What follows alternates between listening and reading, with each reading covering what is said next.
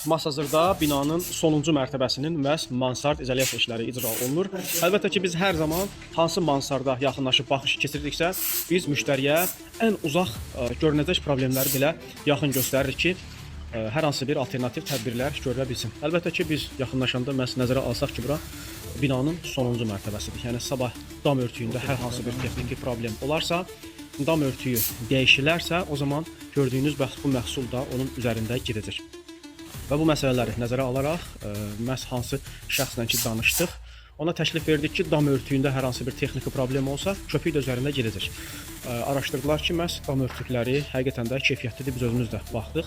Yəni keyfiyyəti tam da super deyil, amma yaxşıdır. Yəni uzun müddət gedəcək. Və bu minvalla nəzərə alsaq ki, tərəfimizdən hazırda birbaşa metal örtüyə püskürdilərək izolyasiya olunur.